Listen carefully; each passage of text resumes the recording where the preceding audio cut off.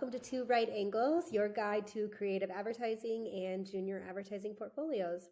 We are your hosts. I'm Sarah. And I'm Francesca. We're the two women behind Book 180, the first 6-month, all online, 100% female-owned portfolio program. Every show is going to feature two creative industry leaders discussing their current favorite workout in the world. And then we'll review a junior portfolio together. So join us as we highlight good work, great agencies, and ways to improve your portfolio so you can land your dream job in advertising. Today, our two guests are Aaron Straka and Angela Williams. Aaron is a VP Creative Director at Edelman in Los Angeles, where he runs Hawaii Tourism, Sunkist Citrus, The Old Globe, some Starbucks and Nestle work. He also runs Edelman Equal along the West Coast, which is Edelman's LGBTQIA+ resource group. He is a dual United States and Canadian citizen, and he will be teaching at Book 180 this semester. And then on the other coast, Angela Williams is a creative director at Deloitte Digital in New York. She's also a one-school mentor and will also be teaching at Book 180 this semester. She's been awarded a Cannes Grand Prix, plus dozens of other awards. She was voted the #2 copywriter in 2018 by the Art Directors Club and recently got back from judging the London International Awards. She also is the founder of Live Inspired, a weekly 5-minute Instagram talk show featuring people, places, and things that most inspire her and her guests. Amazing. So we'll jump right in. All right. Hi, Angela and Aaron. Thank you guys so much for being here on our second episode of 2RightAngles. We're happy to have you. Thank you, guys. So happy to have you. Woo! Woo! Advertising. All right, so we like to start off each episode of 2RightAngles by kind of just asking you guys, what do you love about working in advertising? Oh, I can go first. What do I love about being in advertising? I mean, what's not to love? I love it because I get to see like my imagination come to life on film, on a piece of paper. I mean, I think this is one of the only jobs where you can actually you play with your imagination for a living.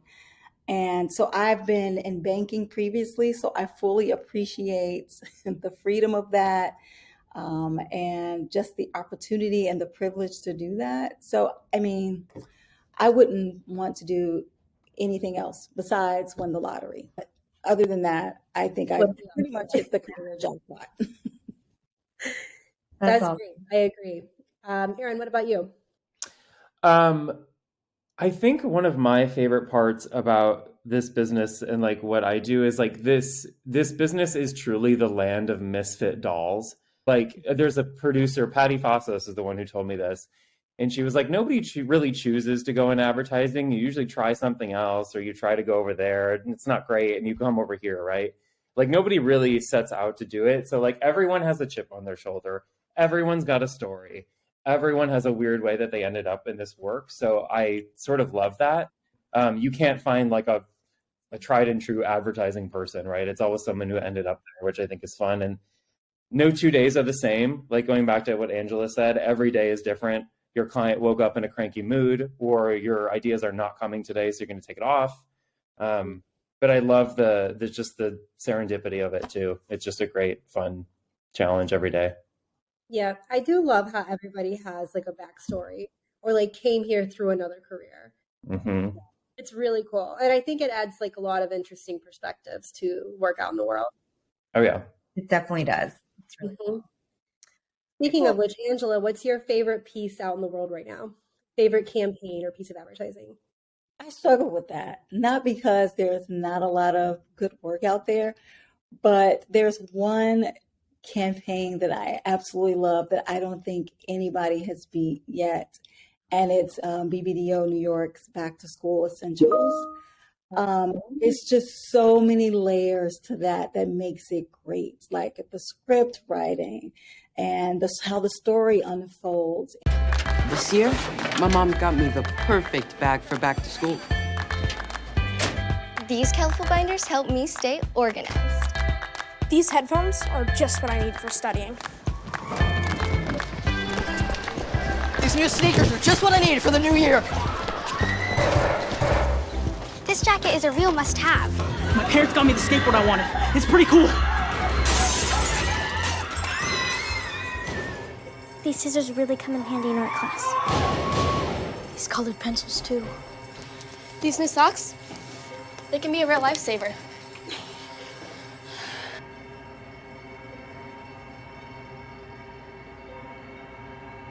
And I finally got my own phone to stay in touch with my mom.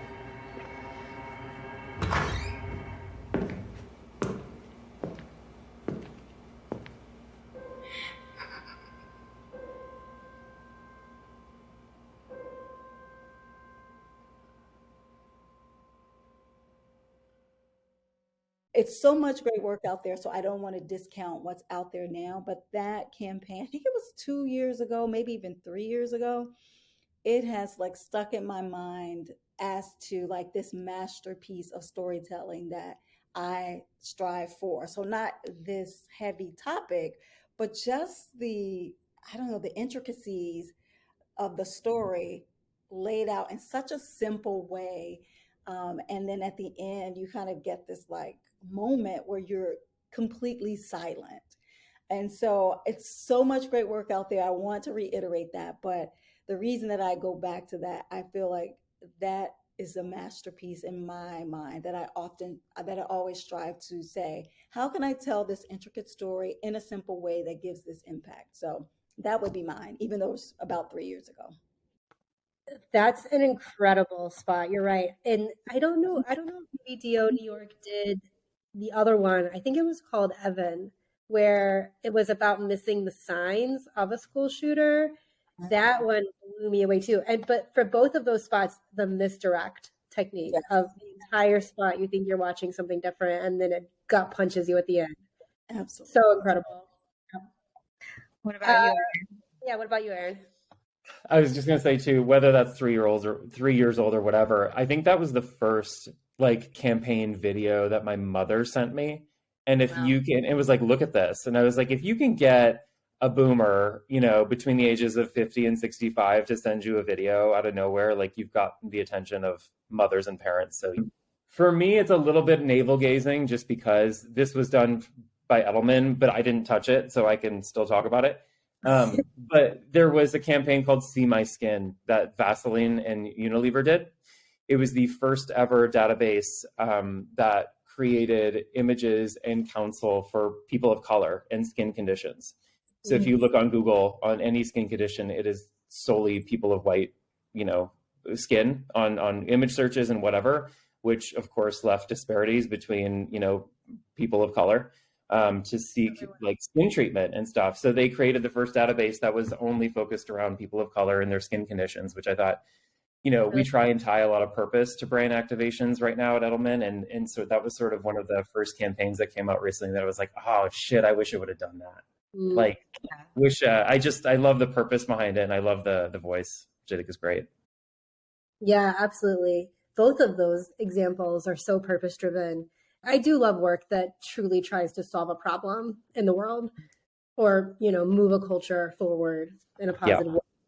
And I don't know about you guys, but like it's getting a lot harder to convince clients to spend that right now, especially going into a recession. We're trying to convince clients, actually, typically brands who don't back down on marketing during recessions see like 200% brand recall and improvements after a recession. So we're trying to prove to our clients, like now is the time to gun it. Like do not pull back on budgets, which is a daily conversation, as I'm sure you know. That is a fascinating statistic. Mm-hmm. I love that. And I'll cite my source. I believe it was Forbes or Fast Company that said that. Legit, not just not just a TikTok video. Yeah, not just a TikTok. All right. Who's ready to look at some student work? So Amun Chaudhary is a recent art direction graduate of Chicago Portfolio School, and she actually just landed a junior art director role at The Kitchen, Kraft Heinz. I think she's got such a great book. I personally love that she divided it up into brands and then bands. She loves to travel around and do photography and social media promotion for bands, which is cool. And I love that she was in music production before she went back to school, and I love that she kept that passion like alive in this part of her portfolio. So What do you guys think when you saw her stuff? I mean, I agree. I think it's, I mean, off the bat, first of all, the color palette is spot on. She knows what she's doing with color palettes. I'm coming in hot. Who knows what my day has been like? And she has already greeted me with a soothing color palette that is easy to interpret and very kind on the eyes. I also love the brands and bands. I'm like, whoa, second life here, already into it. Love it. So the intro is strong. I agree. I love the color palette, the soothingness. I hope I didn't just make up a word of it. I did, though. So I had to go back and look to see if she was an art director or a copywriter. So the front page kind of, and I'm a copywriter, so maybe that's why. But the first page, I was like, oh, she's a copywriter, just because I didn't see any design elements or, any photographs or things that you would think are typical of an art director book. So that's the only thing I would say. But yes, the color palette, I love the brands and bands, kind of, you can go either way. So yeah, I did like it. Totally. And I like that she has a sensible 6 here. Like that's digestible for sure. Yeah. And I do like obviously she's an art director, but I do love the thought of like these keyframe photos feel very themed, even though they're not exactly the same. It's not a template, but they feel like they're really nicely part of a family, which I love. They do. The color is really nice. Absolutely. All right, let's jump into the Jinjin. For those of you guys listening and maybe not watching, the explanatory copy says, even though Jinjins might not taste good to everyone, they still have a number of health benefits. See hangover cures, migraine comfort, and anti-nausea. It's a ginger chew that's good for you. Okay, Erin, I'm going to let you go first since you're the art director. Totally. I mean, just scanning through, like, there's obviously a very consistent visual approach to this. Like, it's supposed to be old school, old style, very typographically driven, like from, oh God, what period? I don't even know what period you'd call that, but it's sort of the print period that where they would mess with different typography and different sort of fonts, which is really cool. There looks to be some like hand-drawn elements. I'm not totally clear if maybe she drew this or not, but I think that's really interesting. My first, I guess I love this. I think it's great. The concept is there. I get it. One piece of feedback that was given to me a number of years ago that I just wanted to get in now and throw out is that all the pieces in these students' books are great and they're made on Creative Suite, Adobe Creative Cloud, right? I would assume, which is awesome, and concepts there, love it, great. But as they have time and as they're able to push the work, sometimes the best things you can actually make by hand. So if, I don't know, Anand's proficiency in letter pressing or creating her own drawings and illustrations, but the more you can pull this out of a MacBook, somebody looked at my work once and was like, this is very Mac made. And I was like, how dare you? It's the only thing I have. But also he was right in that I didn't create this. And although I love the art direction and texture in here and this clearly ink sort of approach, what could make this amazing is if this was actually printed. If there's some way she could mess with it and create it, time and effort aside, I get. But that's the one thing I think could take this from a 9 to a 10. Yeah, no, absolutely. I love it when art directors the food campaign, they draw the headline in chocolate syrup and then photo, absolutely. And this would be the perfect campaign for it. It's meant to look handmade. Yeah, especially the prints. That could be really interesting. Mm-hmm. Mm-hmm. So I came to it from a different perspective. So I love everything Erin said. I absolutely, absolutely loved. I wish, though, that the concept was either a stronger concept, it's the ginger chew that's good for you, or that the print laddered up to the concept and even the art direction. So the art direction, it's so beautiful, it's so well done, but in the concept, she didn't talk anything about the antiquity or it's the oldest ginger chew. She didn't give the design a reason for being. It seemed like it's two separate visual conceptual and copy conceptual ideas. So that's the only thing, because it just didn't ladder up for me to the concepts that she had. And so but the art direction that she used and the color choices that she made, The way that she made it look like it was from antiquity, it really, really is a beautiful piece. I just didn't feel like it laddered up to that concept of it's the ginger chew that's good for you. And I also thought she had a really good insight of, and I think it's that it didn't taste very well. I think if the lines, and I think she tried to do that in the second print with the automobile blimp, but if the lines added up to it doesn't taste good, but it's good for you, then I think it would have been a 10 out of 10. I agree with that. The only other thing I would mention too is like on this pop-up that is clearly supposed to be like an IRL like sort of thing. Like this is great and cool, and like you can get some sort of like foot traffic with that. I would urge students and the like to like who are doing sort of activations like these to get a little bit more purposeful with it. So like, is there an influencer that comes by and creates some cool content with your cart that's cool, right? Do they quickly make a cocktail there and like teenage girls can man and like fangirl out over this influencer, right? Like I would say like other than a pop-up, like what makes it a little bit more purposeful that gets your idea to carry across channels. But I think like this is great. It's still proof of concept, which works. Cool. Boom. All right. Shall we, maybe we'll go through Spirit and then we'll do the last two. Would that work? Okay, cool. Yeah. Okay, so I'll read the explanatory copy. This is for Spirit Airlines, and this is for people traveling on a budget. It's not about how you get there. It's about what you do once you're there. Spirit's low prices on flights allow you to spend less on flights and more on fun. Aaron, I feel like you'll have an interesting perspective on this coming from the Visit Hawaii account. Oh boy. Yeah. Angela, do you want to go first while I formulate that intense opinion?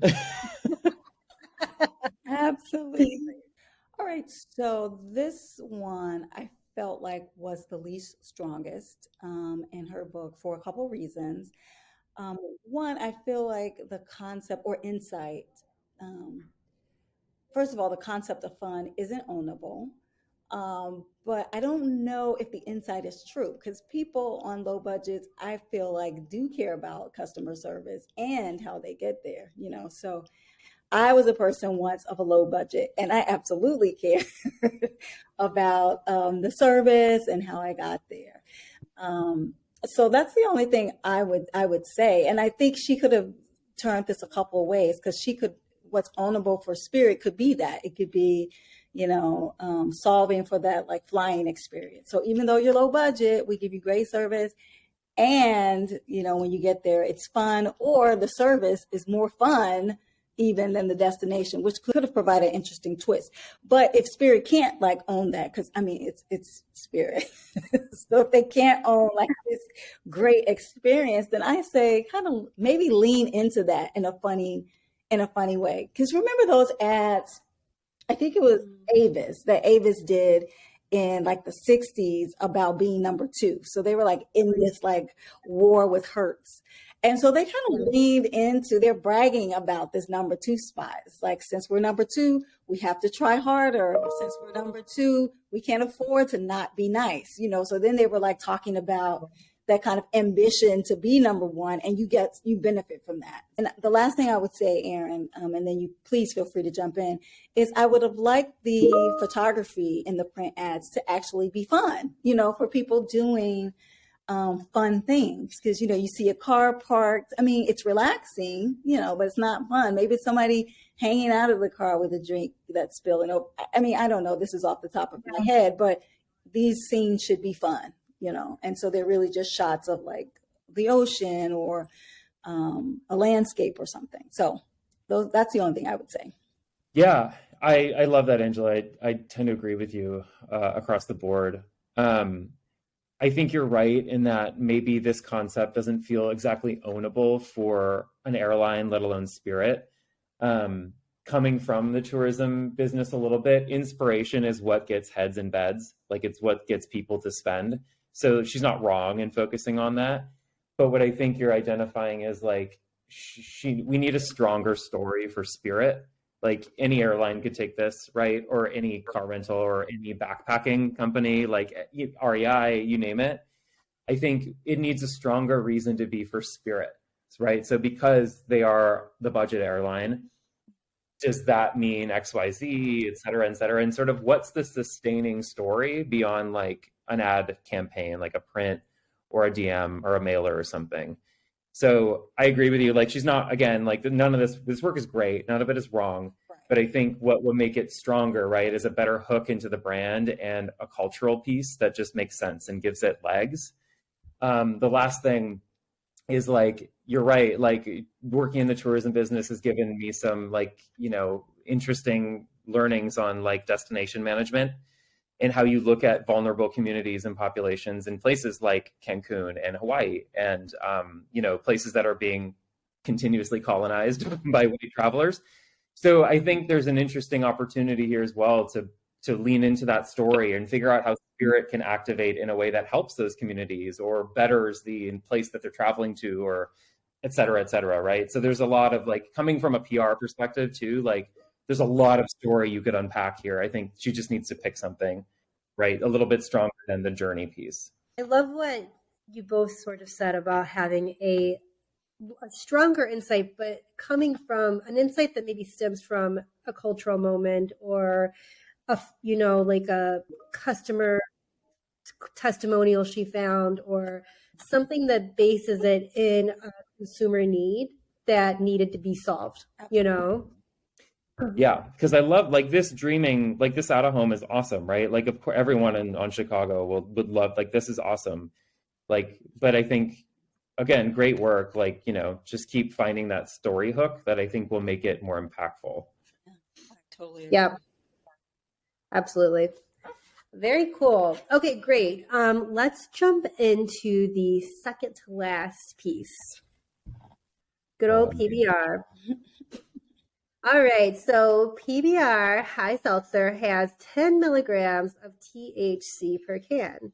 Take our word for it, this stuff will get you to high heaven.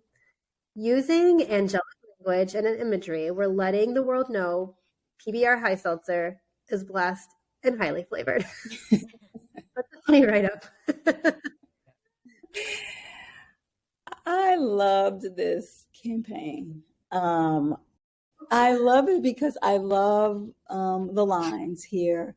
And I mean, I feel like the art direction is appropriate, even though it's simple, it's simplistic, but I think it ties to the concept. And the lines just made me laugh. I felt like, you know, the insight was great, and the highly blessed or favored, or whatever the term is she put in her write-up, was really good, because we say that all the time, I'm blessed and highly favored. So I thought that was great for like a cultural tie. Yeah, and I just thought she did a great job with the lines and the simple but effective art direction. I don't have anything else to say about that. I agree. I think it's fun. If this was the intention or if it wasn't, I appreciate the call out to some RuPaul's Drag Race situations here and some like other cultural like nods, like Angela said. I think this felt the most of the moment. I think like a campaign that was really leveraging cultural phrases and stuff that's happening right now. Mm-hmm. This is a campaign that I'm seeing new for the first time too, actually, which is great. And the only thing like in the prints quickly is like, I feel like we're leveraging a lot of different stuff here. Like we're leveraging the famous like creation of life photo. We're leveraging a lot of puns, and we're even in the concept, like there's a lot of punning happening, which is fine. Like I'm in advertising. I love a good pun. But I would just like a word of caution would be to make sure that we're not leveraging or borrowing equity from too much, and make sure the product, right, and the reason the product is there sings. So the concept is fun, but try not to, you know, doll it up in too many like, oh, and this joke, right? Oh, in this way, like pretend we twisted it over here, right? So like that's one quick reaction. And Erin, I totally agree. I'm one that really shies away from puns. But the reason that I loved it here is because I could just imagine someone who's high saying some silly, crazy thing like this. And I don't know if this was her intent, but that's the way that I took it. Like, yes, she grabbed from a lot of, you know, puns and stuff, but I was like, yes, this is exactly how people who don't know what they're talking about, don't know what they're saying. This is what they very much. And like, I love that you brought that out because considering the audience is crucial, right? You know, a bunch of danked out stoners are looking at this and going, oh yeah.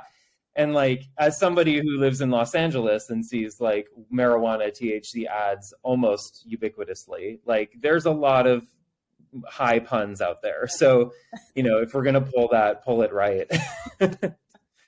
All right, let's jump right over to Joanne Fabrics, and the write-up reads, individuality and self-expression are key components of modern culture, but individuality is hard to express with mass-produced, factory-made clothes that look like everyone else's.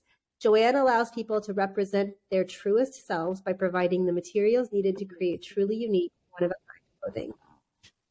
So some of these headlines read, wear your art on your sleeve. Great headline there. That's great. The other ones are time to put some extra on that ordinary. The wow factor isn't going to make itself. And the tagline is, Joanne, yours for the making. I thought these two were her strongest. And she had great work in her book overall. But I thought these two were the strongest. One, I liked the photography.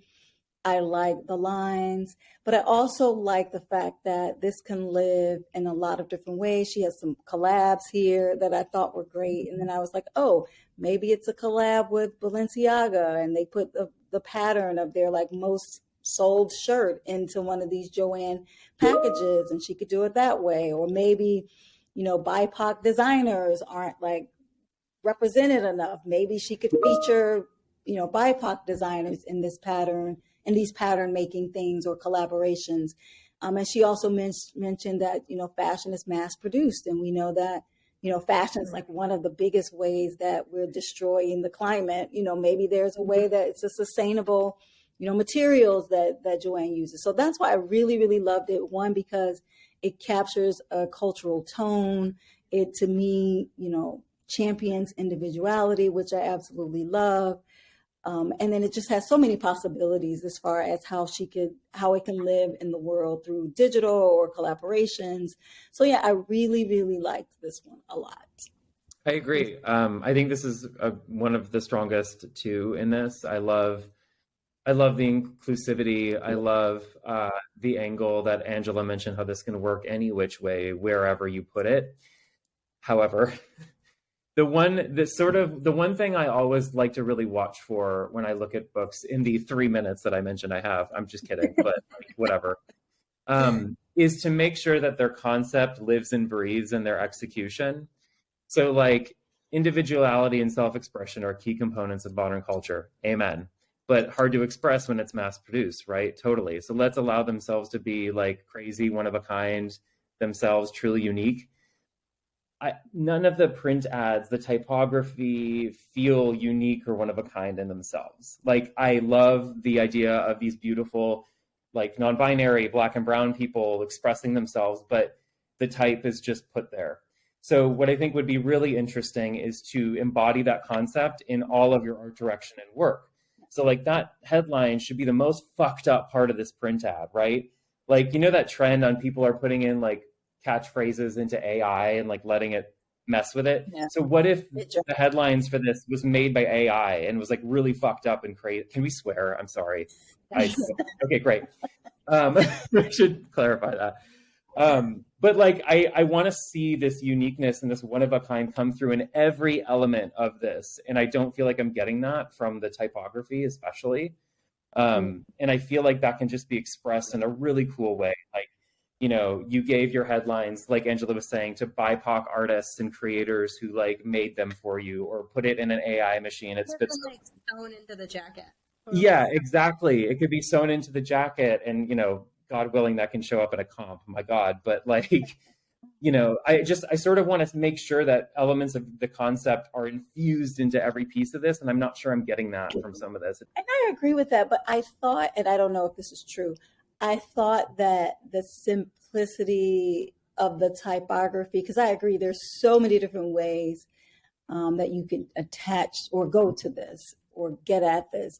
But one, I felt like it would mess with the hierarchy, the visual hierarchy of the print if the typography was elaborate, and then these outfits that you see are elaborate. Because she wanted us, I think, I'm speaking for her, to see the outfits, but then also, to your point, Aaron, the individuality of the bodies that are wearing these outfits. Like the first print, you have he or they, I'm not sure what the pronouns are, but wearing a skirt, and this flamboyant shirt. So I thought about the typography, but in my mind, I was like, is it going to, or will it throw off the visual hierarchy of the ad? But I think that the reason this is working, I think, is because it does hit on a very cultural moment. It does feel like a very true insight. And exactly, I would have also loved to see like an extension of it where it's like, and when you do this to thrifted clothes, it saves the world, or whatever. Like it makes an individual and helps somebody. So, but I hear you. I'm loving it. And maybe there's like an NGO component, right, where they partner with stillby.org and every proceed goes to helping like trans students, right? Blah, blah, blah. So like there's a lot of great hooks. Like an art academy, like a fashion academy. Yeah, for sure. Love that. That's a really good ad. Cool. Okay, well, let's take a peek real quick at her About Me page now that we know the work. We can jump in and see the creative. All right. So I really like the scrolling effect she has on her About Me page. I think that she seems like a really chill, cool person to hang out with. I always love the random like notes that people write about themselves on their About Me page. So in this one, I particularly love that she loves to put hot sauce on everything and make lists. Yep. And she is managing the remodel of her family home. Like it just felt very relatable. But she also has she has some great accolades on here. Like she really does. Startup. She just started working with a Grammy nominee. So what do you guys think? I mean, I'm intimidated. She looks cool as fuck. Also very nice, but yeah, she is cool as fuck. Yeah, I feel like I'm out cooled by this, and no, I'm just joking. I love this. I love a natural photo, like just people in their element. I think it's approachable. It's kind. I love her resume. It's so simple and easy. Like everything about this, her site is just simple and easy and great. Totally agree. She does look cool. I am obviously getting old. I look at this photo and I think to myself, "Oh, it's time for me to go." Like it's the end of the night. So that's what I appreciate about it. She came to Francesca and I a while back with she was in an interesting predicament where she wanted our advice, and she wanted to know if she should take a quarter off from school she had an offer to travel with a band for like 6 months and like do some cool photography and social media experience. And I was like, fucking do it. Like you will never regret that. And keep, take a class here and there if you can, but incorporate it into your site too. And I'm glad she did. Great. Sarah, that's so cool. Important because we know that play is research. And if you don't get out and have these experiences, what are you going to put on this freaking blank sheet of paper, right? So absolutely really travel with the band for 6 months, come back, your work is going to be better. If there was anything that we could take and like leave as a lasting piece of advice for somebody, a junior watching this video podcast, what do you think would be a summary of what we kind of discussed today? I'll try. I don't know. If I had to sum, I think a lot of the talk and feedback from the book and also before this, it would just be when you said we know that play is research, I see that diminishing very quickly in the industry and currently in my own job. Like it is all emails, timelines are shorter. Everyone wants the groundbreaking thing by the end of the week, and that's not possible. And it takes creative people to continue to remind the industry and everyone at large that that's not possible, that we have to be able to turn off, we have to be able to play, we have to be able to fuck up and fail, and that has to be okay. And teams have to be able to be nimble and deal with that. But at the end of the day, if we're not having fun with what we're doing, and if we're not uneasy with what we're putting forward, then we haven't done our jobs. We're paid to make people uncomfortable. We're paid to provide people opinions that they don't want to hear all the time. And we're paid to just be weird with people's expectations. So that's sort of what I took away, and I'm going to. Absolutely. No, totally Yeah, agree. Let me see. So I would say for a junior creative, in my humble opinion, I feel like the concept is king and queen. I always say. And if you don't have a strong concept, you don't really see the possibilities of the work. It's like a theme or a thesis statement for a paper. You have to have something, you have to build an ecosystem around what that main idea and thought is. And it has to be true. You know, it has to be baked in an insight that resonates with people, because then no matter what it is, people will understand it. Even if it's meant to be funny and they don't laugh at it, they will understand it. So to me, concept is king, queen, non-binary, whatever you want to call it. You have to have it in order to build this ecosystem in a way that people are going to gravitate to your brand, to your message, to whatever it is you're trying to put out in the world. And then the only thing I would say, and I say all the time, is inspiration is not a magician. She is a hunter. And so that's what we were talking about. Play is research. You have to go out and you have to find it. It's not magic. It's not going to come if you just sit in front of your computer and pray. It's about living it, listening to it, visiting a museum, whatever it is, to like get the juices flowing. So those would be my two things that I would say to junior creatives. And shoot, I have to say to myself almost every day to remind myself. So Can I add one thing to that, which I think is so freaking great, is that I hate this phrase, but the art of the insight has been a little bit changed, I think, since like all of us went to portfolio school, where it's like, you know, traditionally an insight was like 40% of Aleve buyers don't know that Tylenol also relieves pain in 12 hours. It's like, great, thank you. But insights, like, and I think it was my CCO who said this to me, is an insight's meant to piss you off, right? So like the fact that there are no images on Google search of Black and brown people with skin conditions pissed off the creatives enough on Vaseline to create a database and solve, right? It's just something that pisses you off and you want to solve. An insight has sort of been like, to your point, Angela, like this little black box that we don't know how to crack or how to get at or how to find, but just find something that pisses you off or that's wrong in the world, and that's something a brand can solve, and there you go. And something that I can't, to your point, Aaron, something that I can't Google on my own. You know, I love about the progressive commercials, and yes, my old agency did it. Shout out to Arnold, because I love you. But you know those Dr. Rick commercials, like when young homeowners or people buy a home, they start to turn it to their parents. It's not based on a stat. It's just based on a universal truth that we all know. Totally. And it's hilarious. And even though you might not laugh at all the jokes, the context and that concept, you'll laugh anyway, because you're like, oh my God, I know somebody that does that. I do that. You know, she did that when she bought her home. So to Aaron's point, that insight, it has to be something that I cannot Google. It can't be 30% of people do this. You know, you have to find that nugget of truth that resonates, you know, it makes all the difference. Yeah. And it's okay if it comes from you and your individual experience. Absolutely. Like people share that, you know. Absolutely. Absolutely. And sometimes it's almost better when it comes from you, right? Because to your earlier point, we're all just a bunch of misfits, and what we're trying to do is our life inform the work, right? And so I agree with you 1,000%. It's okay if it comes from you. Amen. Those were like some really amazing moments of wisdom.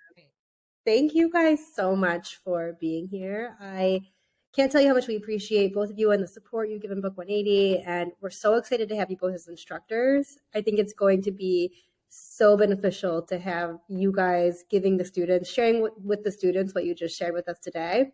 So I'm very excited. Thank you both. No, they don't get any of it. I'm just kidding. No, they're. And thank you to Amun for letting us review your portfolio. Great work. Yeah. Such great work. Awesome book. I hope that came through. It's an awesome book. There's a lot of really great stuff. Yeah, these are all just, when the work is good, when the book is good, you can get nitpicky and start really sharing how to improve things. Our job is to find holes that people aren't thinking about. So like, that's the reason we exist for this. So yeah, amen.